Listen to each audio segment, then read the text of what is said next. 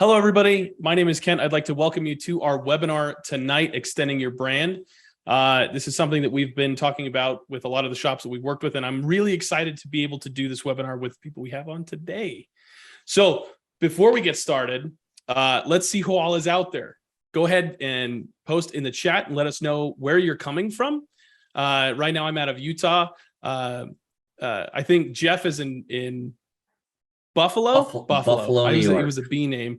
Yep. We've got Cynthia out of Arizona, and Lex is in a car. So this is going to be a really interesting webinar. We'll have a lot of fun with this. All right. So today we're going to be covering something every business absolutely needs to prioritize, which is their brand awareness.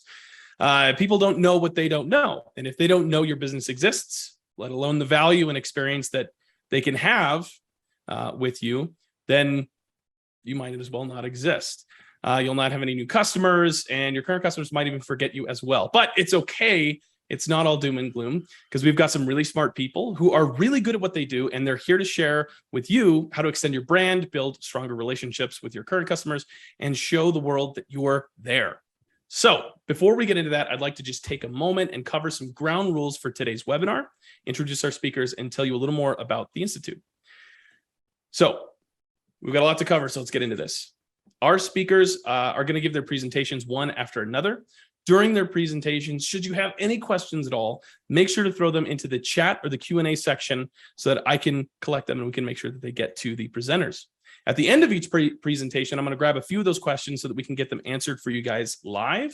And then after that, we'll move on to the next presentation. When we wrap this entire webinar up, we'll open this Zoom meeting that we're all hiding in for all of you to join in, talk face-to-face, and we can further have this discussion about the topics we covered today, the themes, ideas, and strategies that we covered, should you be interested in hanging around for that. So, one, we'll have the presentations with Q&As after each one.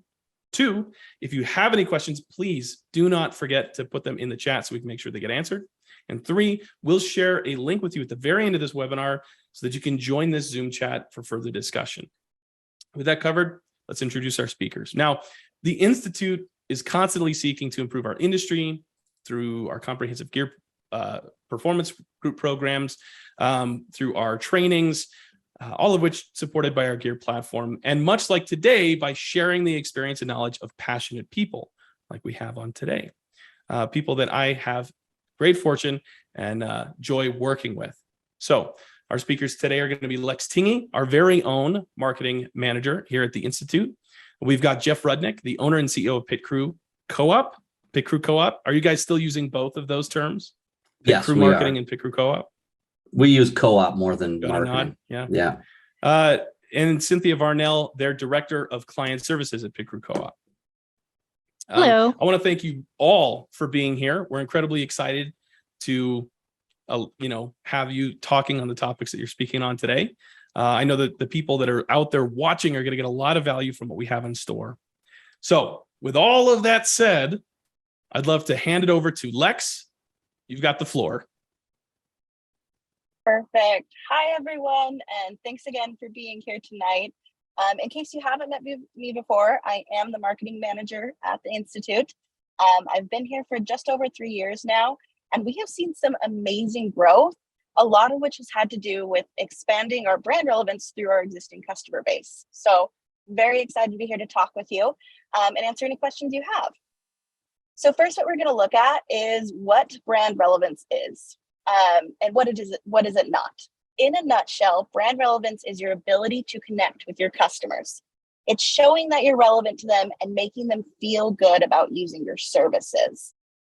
While it does take knowing how your clients think, it is more about how they feel. And one mistake that a lot of people make when working on their brand is assuming that it's keeping up with trends, because trends are relevant. While that's true, brand relevance is about fulfilling the needs of your audience. So knowing what your ideal clients need, build a need, which can be different from what the industry is saying the current trend is. It's kind of that delicate the industry as a whole, but ultimately making sure you're staying relevant with your target audience. So what are some ways to tell whether your brand is relevant? The first step is going to look at your customers. Are they leaving consistent feedback? And what is that feedback saying? And then another indicator is whether or not you're bringing in the right clients. Are the clients walking through your door right now the ones you want to make lifetime relationships with, the ones who understand, the value of keeping their car serviced and really understand what you offer them? And then lastly, are you always panicking and trying to keep up with trends, competition and everything? If your clients aren't leaving feedback, or it's not good feedback, if you're not bringing in the right customers, or if you're always trying to keep up with your competition, it's likely that you need to work on improving your brand relevance, which might sound a little scary and like a lot of work, but it doesn't have to be. And we'll kind of show you the things.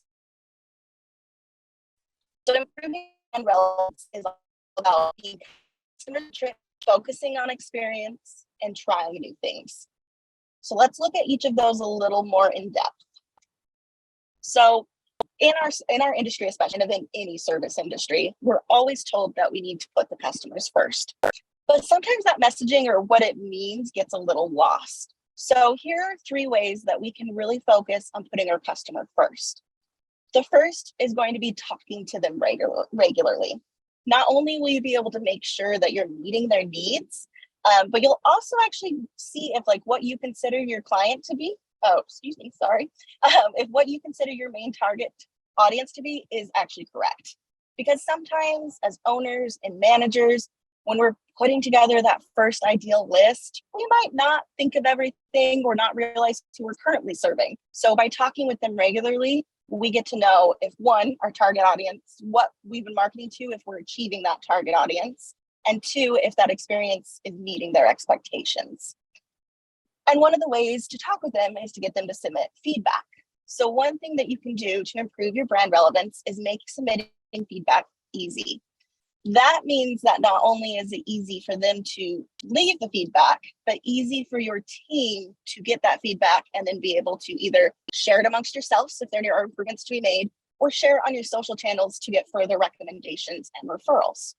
Which then brings us to that third point of rewarding them for being loyal. And a lot of people, in today's day and age, people expect you to have some kind of reward or incentive program. It's something the most successful brands, they're doing it. We have a culture of, if you will, that. But you get to, as or you could be refer someone to your shop, they get rewarded. Or it could be in something where after a certain milestone, however many visits, or maybe they bring in a new car, something like that. And something to think about is it doesn't always have to be discounts. So which brings me into looking at these a little more closely and giving some ideas of how you can implement them in your shop right now. So talking to your clients regularly, how can you do that? First step, service advisors. You'll notice even on this screen, I have a lot of service advisors mentioned twice. They're a very, very important part of your team, mainly because they're the ones talking to your clients before the appointment on the phone, during the appointment, after. So you need to make sure that they are always talking and listening and getting the correct information, which also means you need to be tracking that information. So making sure your CRM or whatever system you're using can accurately do that. Another great way is surveys. Typically, when you have clients come into your service advisors, they're the ones leading the conversation. They think they know what they want, not always, but we figure that out. But with surveys, you get to say, oh, I need to know if this is, achieving a goal. So I can send out a survey. They can easily answer that. That being said, you don't want to use them too much. That is something probably maybe quarterly, even only twice a year, because again, we don't want to make it a chore to be a client. But this is a way to kind of get some of our questions answered. And then that third, obviously, feedback.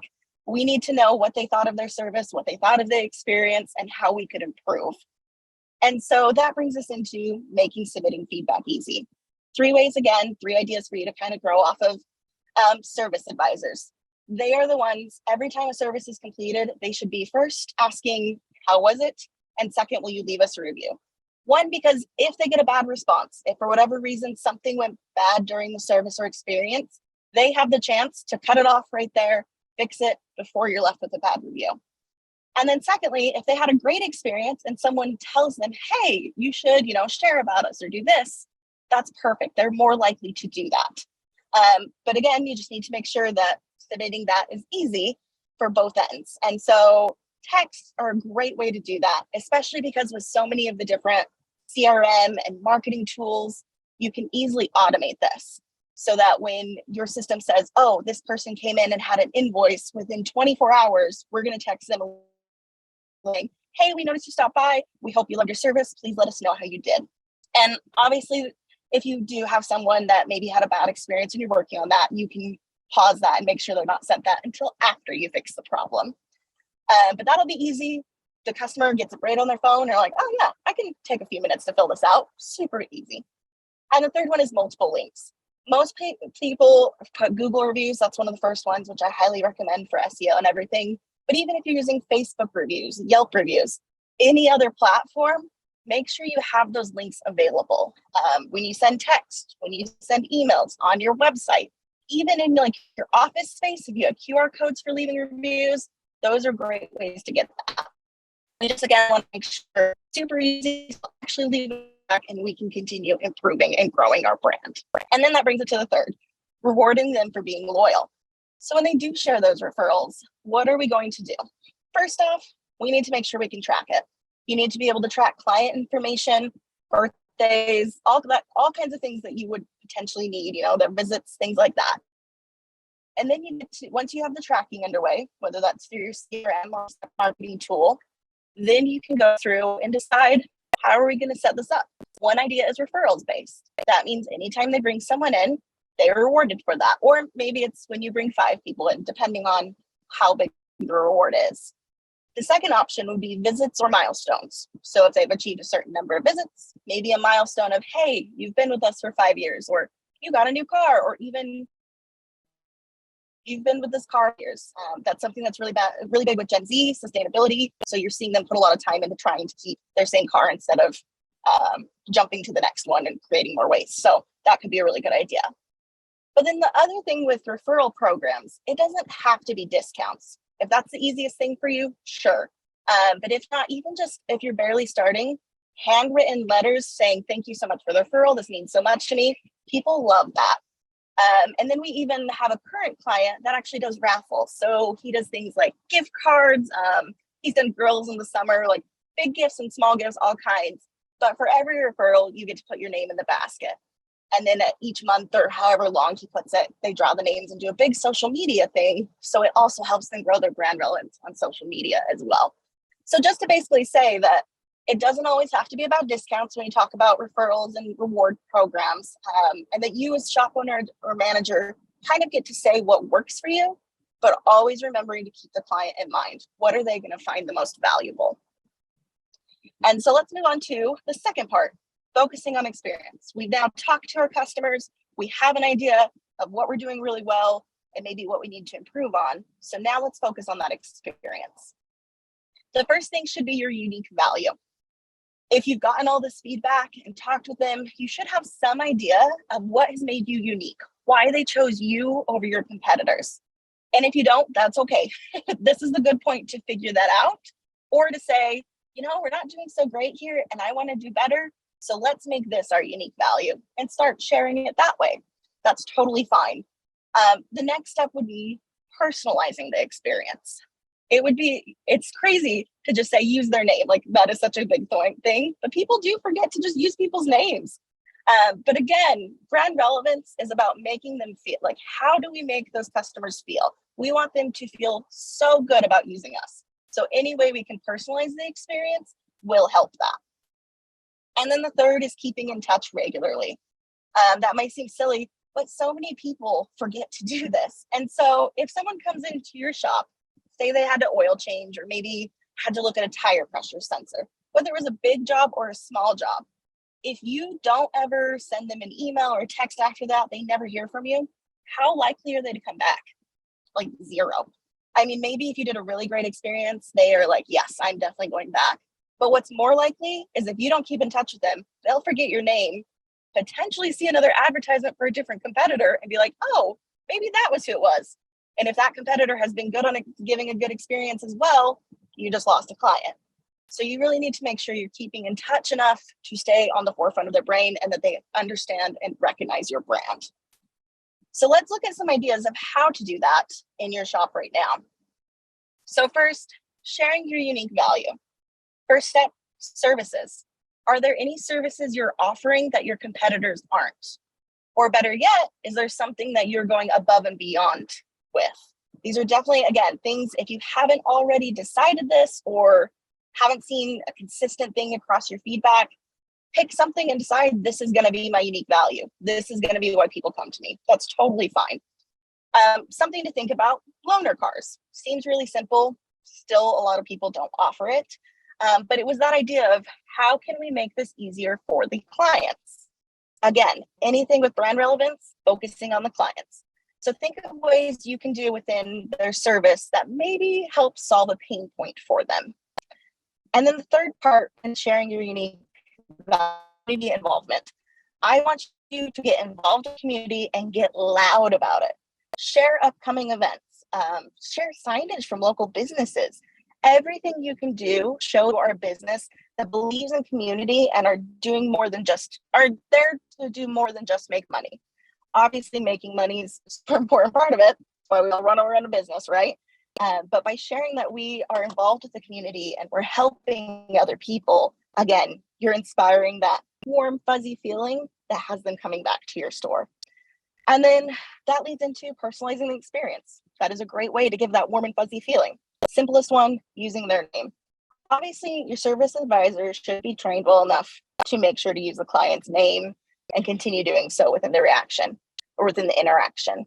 But outside of that, if you're sending text or emails, any kind of messaging, use their name. I know that sounds so simple, but if you don't use their name, and you can do this with a CRM or a marketing tool, like make sure you look in it and just, you can be able to insert first name. It's simple and it makes them feel like they aren't just a number. And they'll be way less likely to just throw it away as spam or say, I don't want to email, I don't want to listen to this anymore. So using their name, simple as can be, will help you keep a lot of people. The second idea is birthday or like lifestyle messages. So if you are tracking that information, you should be able to send text or emails when events like that come up. Again, just kind of making them feel a part of the family. And that third one is email reminders. And this could be text as well. We'll talk about that in just a minute. But you'll want to just share things with them to, again, keep in touch and just personalize that experience. Maybe a client, if you have notes, a client has kids. So if you have a back to school special, you can put some messaging in there about care, making sure their car is safe to get them back to and from school and to and from all their activities. Again, everything we do with that client-centric focus. But third, the keeping in touch regularly. So the first thing, again, text and emails. You don't want to bombard them, but if you could do a text after they visit, a service reminder, maybe a month in advance and then a week in advance, along with, calling to confirm appointment and everything like that. That'll be something that, again, just keeps you kind of in the back of their mind, but doesn't make them feel bombarded. Another great way to do this is newsletters. This is something you can share once a month. I wouldn't do more than that, maybe even every other month, depending on how much, if you're creating other content. Again, you don't want to make it too hard on yourself or you're unlikely to do these steps. But newsletters are a great way. I would always make sure to keep it only one sales messaging, whether that's a service, a back to school special, a new service that you're announcing. Keep that one main sales message, and then everything else should be about community involvement, sharing about your staff, maybe giving a behind the scenes look, things like that, again, that make them feel part of your team and want to be involved with your business.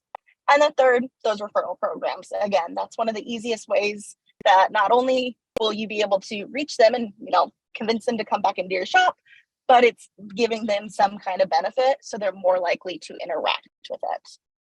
And that brings us into the last part, which is trying new things.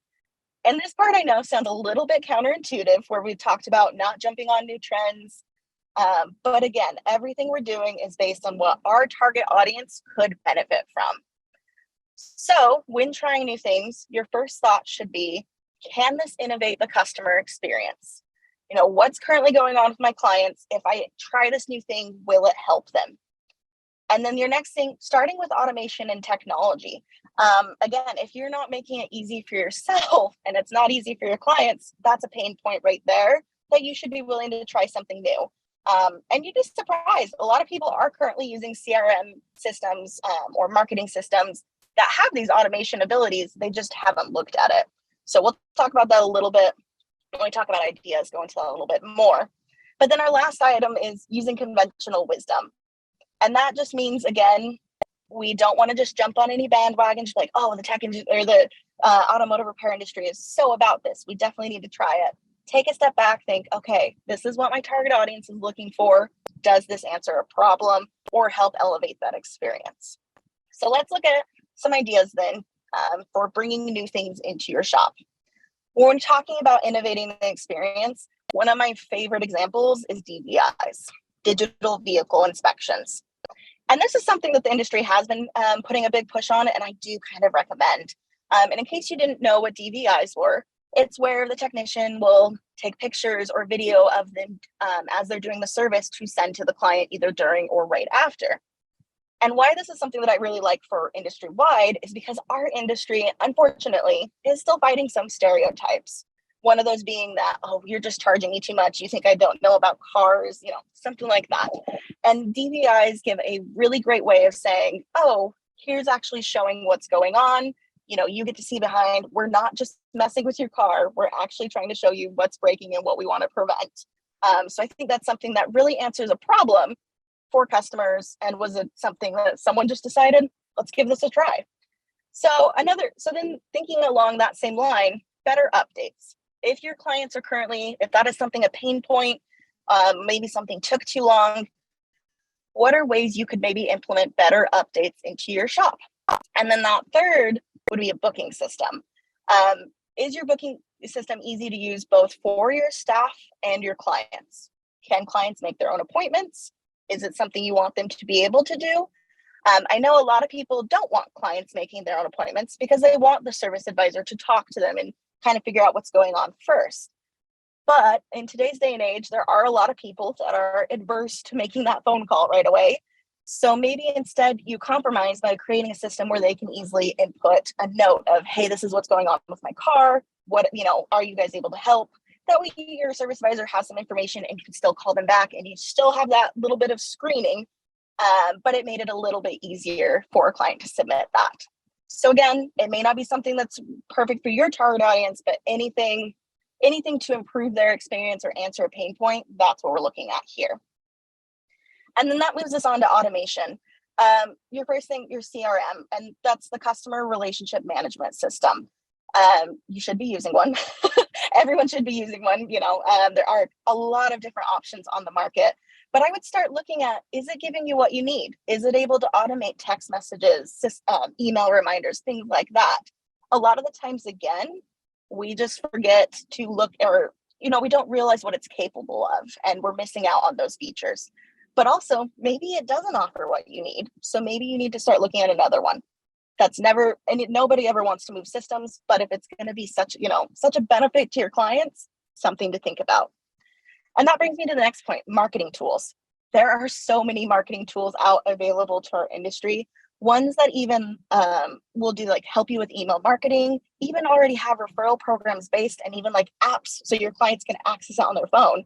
So that way you don't have to go spend the bajillion dollars to invest in an app. It's already made. You just get to kind of put your branding on it and make it easier for your clients. And then third, with automation, communication. If you realized everything within brand relevance is kind of interlinked. So when you start working on something, you will start to see improvements in other areas. So any way you can make communication to be shared with your team on the other end is going to help improve your business. So that's obviously a really great place to start looking if you're not sure where to begin. And then the third one, these aren't really ideas, more so, again, kind of the tips, what you're thinking to go through, but using conventional wisdom, know your target audience. That's so important because I'm going to give an example. We have a client they work on specialty cars. their target audience is very affluent, older generation. And we all know that digital marketing has been pushed very heavily, which is great because digital marketing is so cool and offers so many different features. But for them, they tried to just jump headfirst into into digital marketing and leave all the traditional marketing behind. The ROI wasn't so great. So then they decided to bring back some of that traditional marketing, some flyers, little drop-offs, things like that. And their ROI was like 5 times more.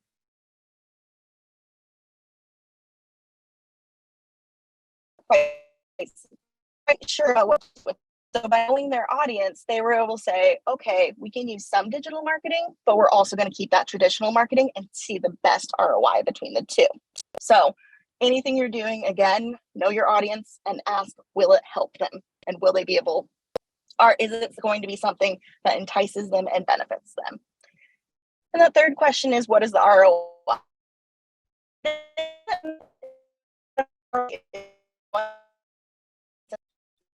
We are oftentimes talking about investing. And that does mean you may not see that profit short term, but you will long term when you've improved your brand relevance and see, so many more clients.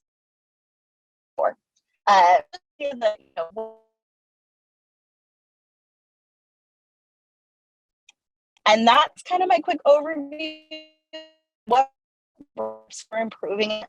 Thank you again for your time. I'm excited to hear what Jeff and Cynthia have to add to the conversation. Looking forward to your questions afterwards. But always, if you have any questions about brand relevance or marketing in general, send me an email, Lex at We Are the Institute. Awesome. Thank you, Lex, so much for that. You kind of broke up at the very end there, but we got the message. Just phenomenal content, really. I'm amazed how much you were able to pack in that short amount of time. Just because I'm not sure how your internet's going to hold out. I'm going to save the questions for the discussion afterwards that I have here, and we'll move on to Jeff and Cynthia. So I'd love to introduce Jeff and Cynthia. These guys have been great. I've had the opportunity. They've worked with some of the shops that we have, and I know that they're doing a phenomenal job helping them build better relationships. And I'm really excited to see the content that they have. So what I'd like to do is just hand time over to you guys and let you have at it. All right. Well, thank you very much. I appreciate the opportunity to be here. And thank you, Lex, for your presentation. That was awesome. I'm going to go ahead and start the presentation. And Cynthia, please chime in anywhere you want. Cynthia Varnell. I will. Yep. Our Director of Client Services, and I'm the Executive Director of Pit Crew Co-op. We are owned by our customers. So we're here to serve. Tonight's presentation is Beyond Rewards, extending your brand relevance through your social impact. And I think we should probably define social impact for those that don't know. It is a hot topic.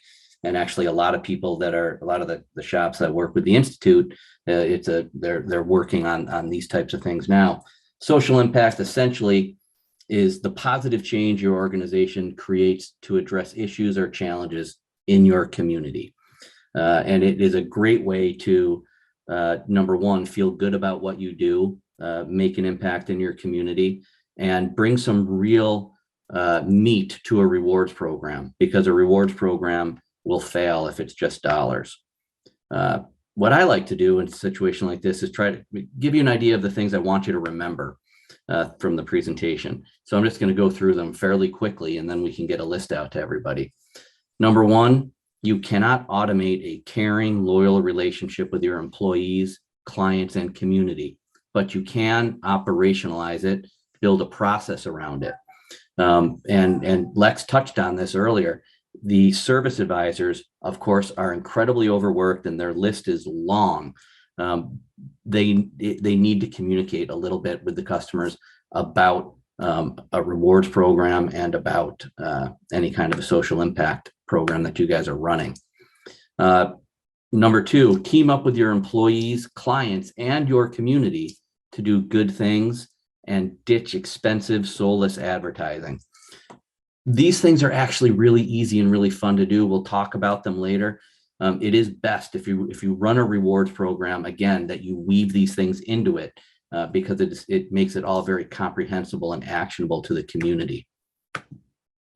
Again, service advisors must briefly engage the consumers if you want to inspire rabid loyalty from your consumers and community and create a massive social impact.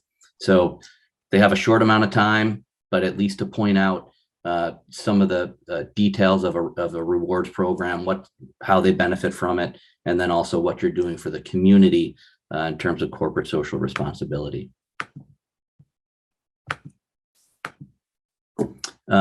It's very important that you're doing good things because you want to and you believe in doing them, not simply to make more money.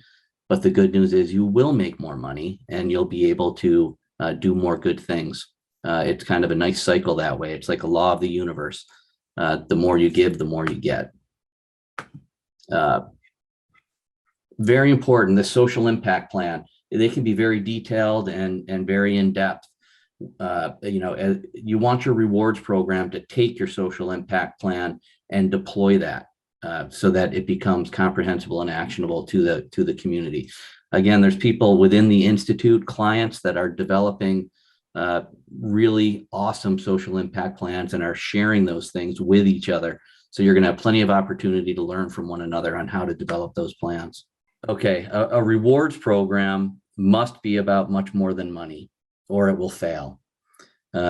There are a lot of rewards programs out there that the industry has tried, and as we have developed our various programs and looked at what others are doing, there's a lot of people in the industry that they feel, well, rewards programs don't work in the automotive industry. And it's simply because they're too simple. They need to encompass a lot of benefits, a lot of the things that Lex talked about. There has to be communication tool.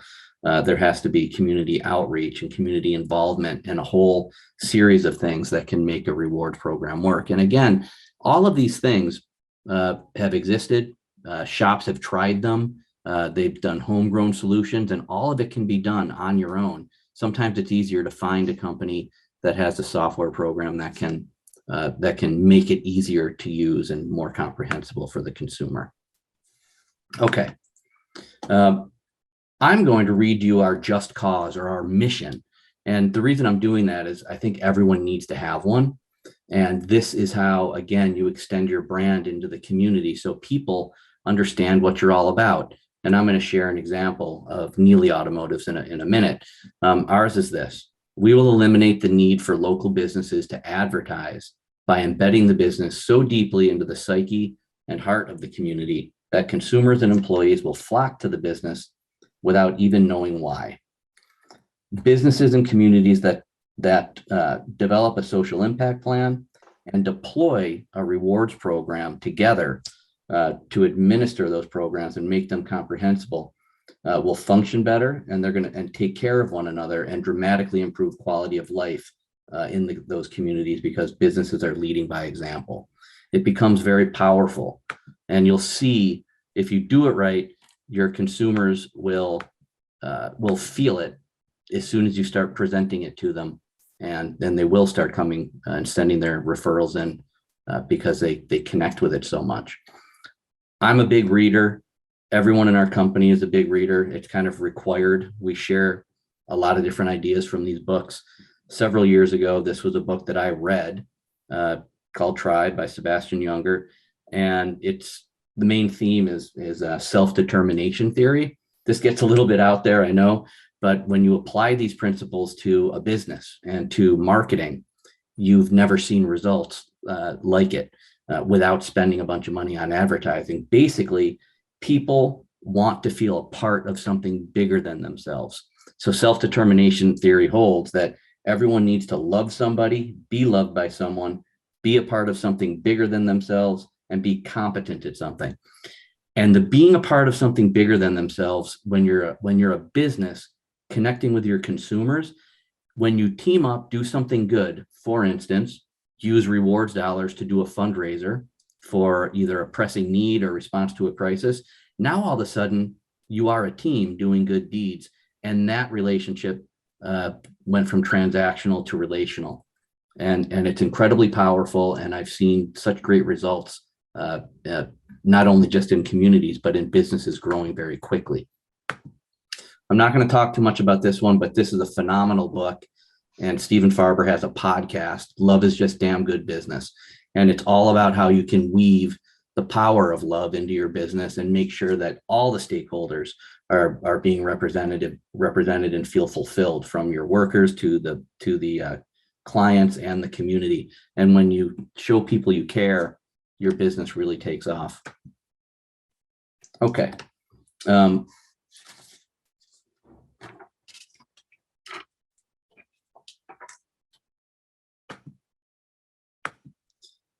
Purpose is not just a buzzword. Your company really needs to develop its purpose and communicate it.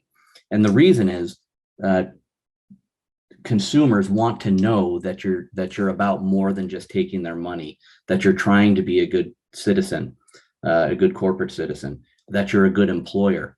So 89% of all consumers will actually switch to a brand if they identify with the values of that company, or if they support the same cause. And so when you take a rewards program, and instead of just using the money to discount a service, which cheapens it in their eyes, you use it to do good deeds, and it gets recognized and it goes viral in the community, and it brings in a lot of new business and allows you to do more good things. This is, of course, Neely Automotive, who a lot of you that are watching probably know. Their core value and tagline, I guess, is they've boiled it down to, is changing lives by inspiring values. And their rewards program that they launched, they gave everybody a set amount of rewards right in the beginning just to launch it. And then they sent out a message saying, hey, you have this much money. These are the things that are important to us. These are the charities that we are supporting. Would you like to team up with us and help them? And they got a tremendous response to that, just having launched the program. And immediately the people connected with them doing a good thing. And it definitely caused a buzz within their customer base. But what really worked phenomenally, and I think most of the country at this point in the automotive industry has seen this, they used their rewards program to raise money for a family whose house burnt down. And they were able to get this message out to their consumers and ask them if they will donate their rewards dollars. And AJ Neely very generously allowed them to donate all their rewards dollars. And within just a couple hours, they had raised $4,000. And by the end of the fundraiser, they had raised $7,000. Now, again, you can do all of this on your own, right? You can build these pieces. It's nice to have something that kind of makes it simple, that does the communication piece in email and text, and also manages moving the money from a rewards card into a bucket. So that just got a phenomenal response from the community, and it ended up on the news in Baltimore. And so we're going to send out a link if you haven't seen it already, but they had a nice little section, a segment right at the top of the newscast. But what was really impressive to me, this is a little snippet here of the text messages that were coming in when they launched. And every one of you has some form of a text messaging program, and getting engagement from the customers is kind of difficult. But when you do something like this, that is heartfelt, dozens of people just started emailing, if I have any, donate it. And these are just the people that didn't read the email and text properly and know that they could click on a button to donate their rewards dollars.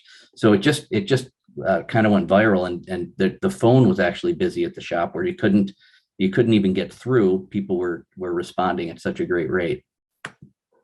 And then here's just an example of what the good they were able to do and the money that they were raised. So each one of the charities, along with the dollar amount, and you can see the fire. When you do a fundraiser for a crisis, you're going to get an exponentially bigger result than if you just pick a charity that's important to you or important to one or two people. So you got to be careful, and you have to make sure that you can monitor that and limit it. Okay, beyond rewards, it's really important that your rewards program is about a lot more than just the rewards dollars. So it's important that you develop a suite of benefits. and they can be any number of things. You can offer roadside assistance. You can offer a referral program. You can offer all kinds of different things, the community outreach, the charitable giving. But what's important is that it's comprehensible to the customer, that it's actionable by them, and that it's trackable, and that it doesn't take a whole bunch of your time to do it. How to run an automated rewards program with zero or close to zero work on your part. It's important that your advisors at least be involved. The rewards programs that I've seen that are completely set it and forget it, they might make a little bit of an impact, but your customers believe something's important if you believe it's important, and their point of contact is the advisor. So it's important that you have a lot of different configurations and power of automation within the program, but that you still talk about it a little bit. The program that you run needs to be integrated with, or at least extract data from your shop management system. Any credit card company out there has a rewards program. You probably just don't know about it. But it will basically just track what the spend is on the credit card and give them a couple of bucks. And it doesn't resonate. There's no relevance. There's no real feel. And that's what you're looking to do, is generate a feeling with the customers. And you also want to make sure that you have automations built in there for triggered emails and texts and direct mail. And most importantly, or as important, you want to track these results and gamify them a little bit, so so that the advisors can see who's getting the most referrals sent in. Why is that? Who's talking about the program properly? So those things are important. We operate on this motto: what's good for the vehicle is good for the customer and is good for the shop and our local community. When you can take a rewards program that encompasses all of these things, now you have a possibility of some real success. And you also want to move that customer through a continuum of expanding benefits if they're taking care of that vehicle. So it's important to know how they're behaving, and that you set up things that you want to measure. Maybe it's the number of vehicles they bring in. Maybe it's average annual spend, or that they're doing the services that they're supposed to do. But a good rewards program is going to be able to track that and reward people and move them through a continuum of benefits so that they can graduate to the best possible benefits. Strategy behind a successful rewards program. We've touched on a lot of it, but just to reiterate, if you're going to get your brand relevance out there and extend it into the community, you want to make it about a heck of a lot more than just the dollars. You want to touch their heart. So you want to do community outreach, corporate social responsibility, fundraising. You can do, I've seen a lot of examples of people rewarding their customers for participating in like an Earth Day event. I actually participated in a cleanup of the Platte River with a client in Colorado. You want to make sure, again, you expand and contract the benefits so that they're being rewarded for doing the right thing for their vehicle and for the shop. You can also partner and should partner with other local businesses, even competitors. That elevates the whole industry when people look at the industry and say, well, they're about doing good things. Another big component, if you look at statistics on what consumers want from a business, they want to know that you're a good employer. Right. And one of the ways that they know you're a good employer is if you put your employees on a pedestal.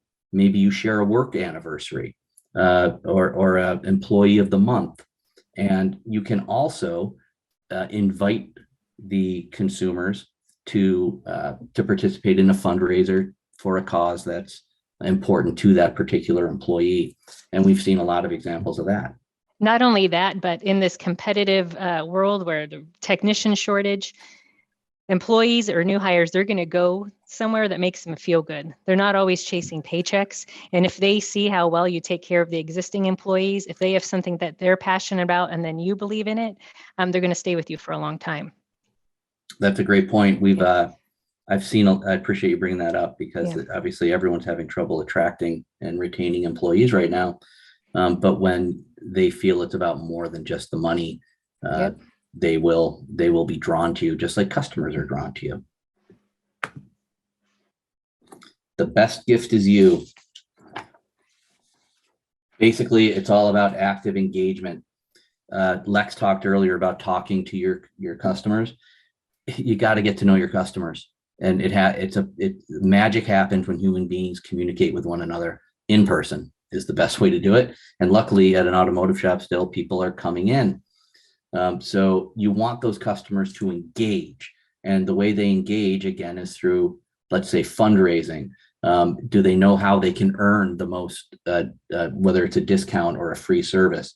And it's not about giving away a bunch. It's about a good rewards program is based on giving away as little as possible to get the best possible result. And they will work towards that. And especially if you have heart behind it and you're doing good deeds. That's very important. This is very interesting, I think, stat. 71% of consumers, and this is from the Cone report. They do a lot on corporate social responsibility and on marketing, and on rewards programs in general. 71% of consumers claim that loyalty incentive programs don't make them loyal at all. And that's because in their mind, a loyalty program is just about the money. It can't be about that. It has to be about the brand's relevance to their need in the moment. And that gets back to those communication tools and to having the right reward and the active engagement with the customer in the community. The 5 Ps of relevance and how to extend that brand and be relevant to your customers. And Lex talked about some of this stuff earlier. Purpose. Your customers want to be aligned with your corporate social responsibility. They want to know you're a good company. They want to know you're a good employer and that you're a good community member. And if you deploy a good rewards program and put the right benefits in there, it covers that. I've seen this with certain businesses that, like, even in where I grew up, there's an automotive shop that me and all my friends went to growing up, and it was almost like pride that you went to them. It was Tom T-Paz Auto, and you were proud of it because he was involved in the community. He lived in the community. He was an active member of the community, and his kids were all there, and you were psyched to go there. You want to make people proud to do business with you, and you want to make people proud to work with you as well. Partnership. It speaks to getting involved with your fellow business owners in your community and also doing good deeds, doing community activism, and that then you can then cross-pollinate one another's business. Protection, in our business in particular, the consumers want to feel protected. And how do you do that? Well, you have a warranty, of course, but you also want to give them some more peace of mind. And at your disposal, you do have roadside assistance programs from all of the big, distribution partners like Napa and TechNet and others. Personalization, something that Lex talked about. You have to have their name in there, but it gets even deeper than that, right? You want to make sure that your communications speak to them personally. And a great way to do it, I know I keep harping on it, but if every customer can donate their rewards to their own particular charity, that's highly personalized and very meaningful.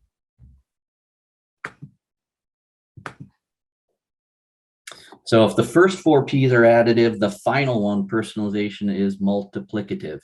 A key component of becoming a living business is conveying exactly the right message, experience, or offer to customers in exactly the right context. There are tons of choices out there for CRM. It's got to be very personal, and this takes some active engagement. You have to have a system that has a bunch of templates so that you can choose the right message. Change your text messages, make them playful. So if you're sending out canned messages all the time, they should change up rather frequently, and they should speak directly to that particular customer. All right, we already went through all the 6 things to remember. I don't think I'll go through it again, but there was a 7th one that I didn't talk about earlier. It's about brand. Don't forget how important it is to have your brand built properly, messaged properly, in all the right formats, and find someone really good to do it, and don't neglect to make sure that it has the production values that it needs, because people identify with that, and you should redo it or spruce it up every once in a while. Well, that is our presentation. Cynthia, do you have anything? No, but kind of back on the last thing you talked about, the branding, because consistent branding and consistency in training, it really helps build trust. And that's how you win consumers over, especially in our automotive industry, when like Lex talked about, there is a lot of distrust. When there's consistency, people relax and they know that they can trust you. Thank you. You're welcome. Well, awesome. Thank you guys so much for that. I honestly, like, I enjoy sitting and just listening to all this. It's all great stuff. I quite like it. Is that why you didn't tell me the presentation wasn't showing? Because you're I was so enthralled, Jeff. I was enthralled. It was just, you were beaming. I loved it. And then I realized, oh yeah, okay, it's not on. I'm going to do one question because we're just out of time, but I think this is a good question. Okay. Yeah. How do I know if I have a solid brand that then I would get a good return on my investment promoting?